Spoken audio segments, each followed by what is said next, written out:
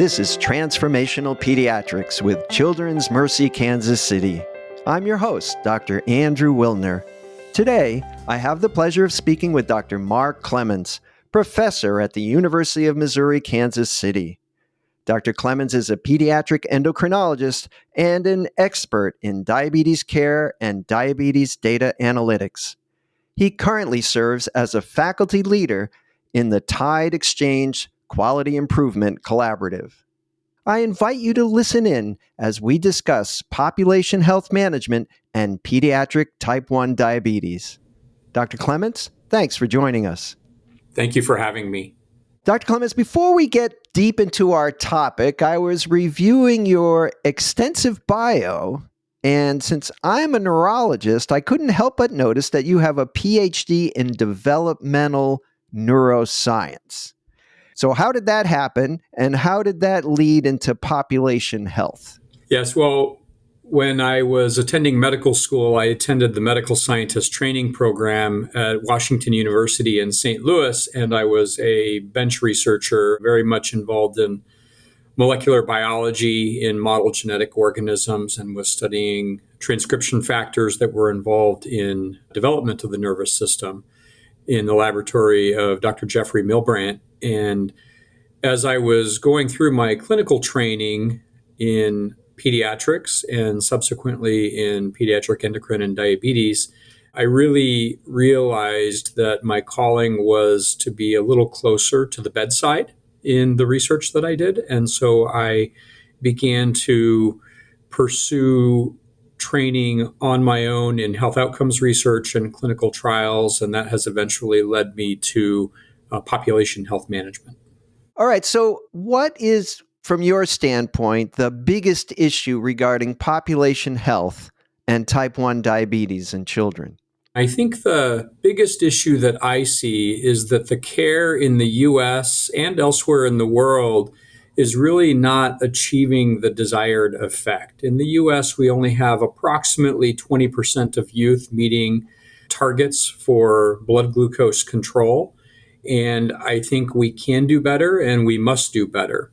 Part of the issue is that our current standards of care, which rely on 4 visits a year in clinic, really don't account for the incredible daily burden of self-management and the type of support that the medical community could be offering young people and their families. What is the Rising Tide Alliance? Yes, the Rising Tide Alliance is our initiative to tackle population health and type 1 diabetes in young people and eventually, we hope, in adults.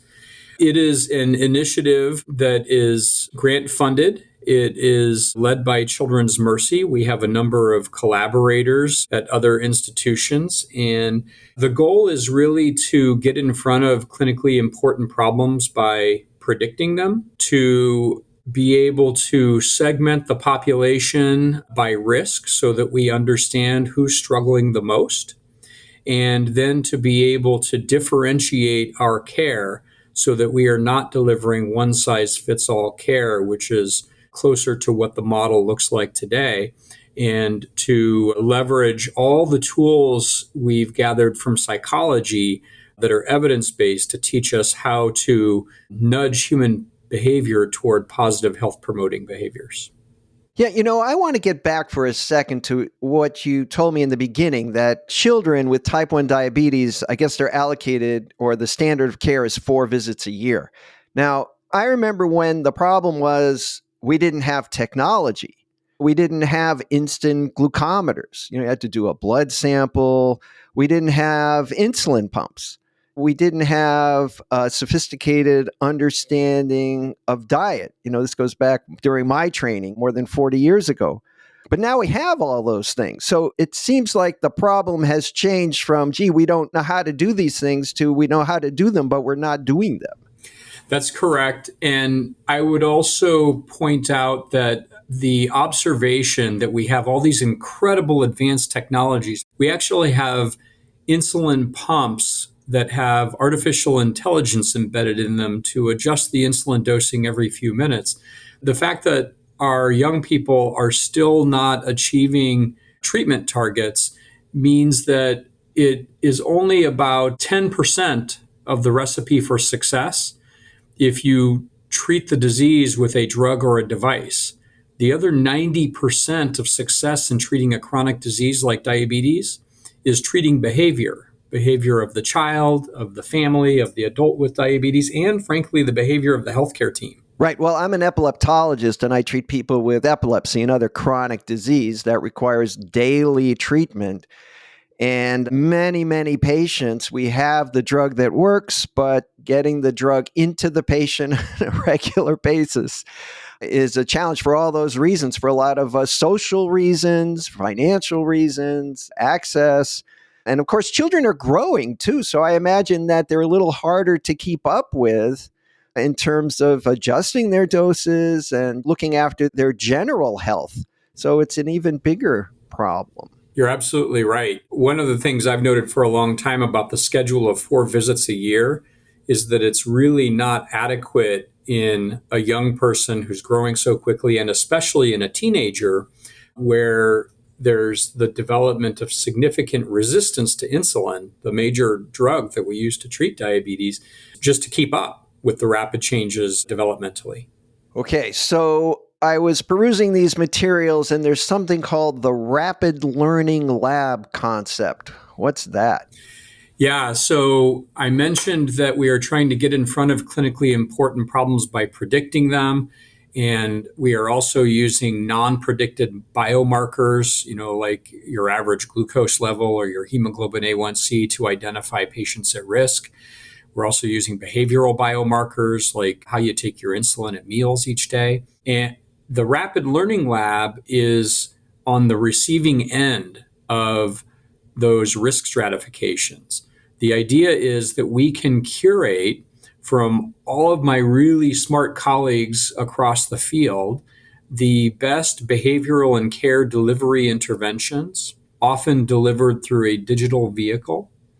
And we can learn how to match patient need to the right behavioral intervention using the 7 pillars of diabetes self-management as our guidepost, so that we essentially end up at the end of the day with a toolbox of interventions that we can call upon that's organized and curated in a way that we haven't done before in diabetes care.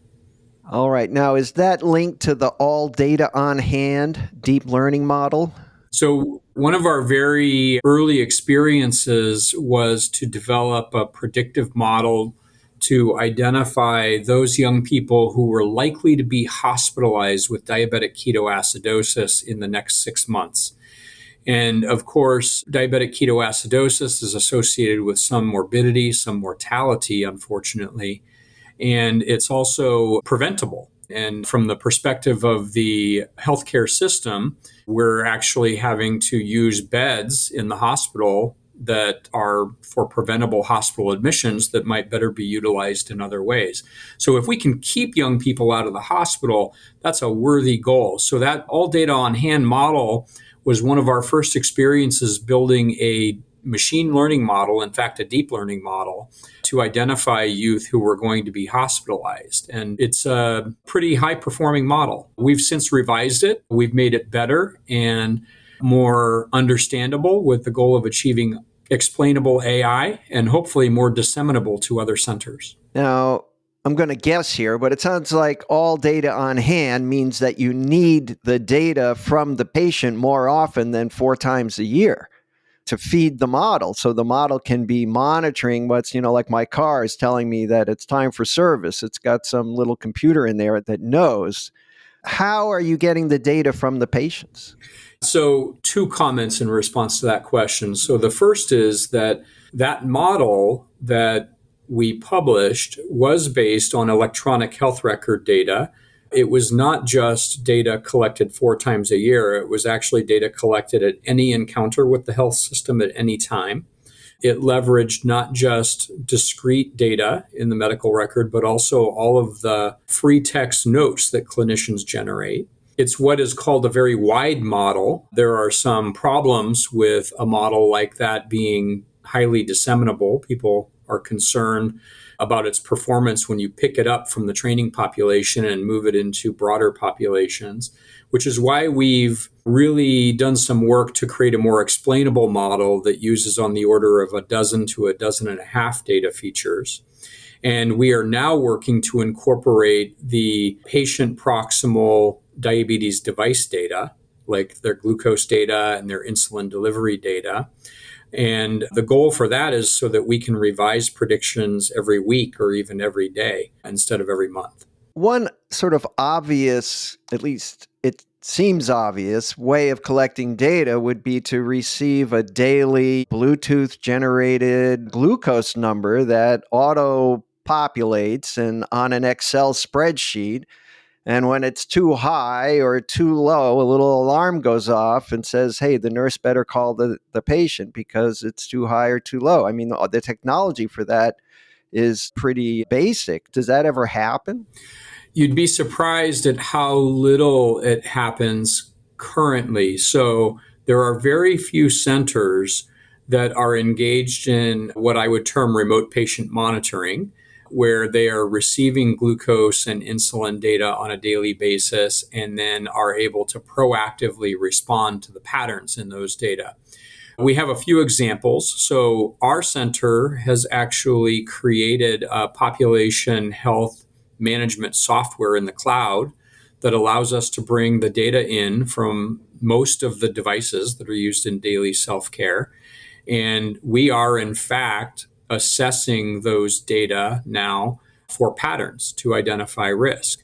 We have colleagues at Stanford that we're partnered with who have a very interesting project called 4T, and we are collaborating with them on being the first implementation site for 4T outside of Stanford. And we are, in fact, helping them to innovate on what they call the Tide platform, which is a complete coincidence. It's unrelated to the Rising Tide, name of our initiative. And we are, for instance, seeking to add predictive analytics that will forecast change in blood glucose on people's glucose sensors in the next few weeks. What's the biggest obstacle for you to control type 1 diabetes in children, and what are you going to do about it?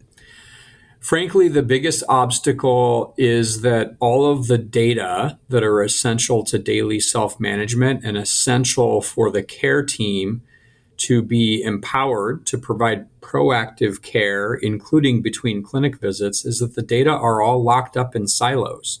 You know, the manufacturers of diabetes self-management devices tend to think that they are the owners of the data. The health systems would like to think that they're the owners of the data. And of course, the people with diabetes would like to believe that everybody will allow them to be the owners of their own data.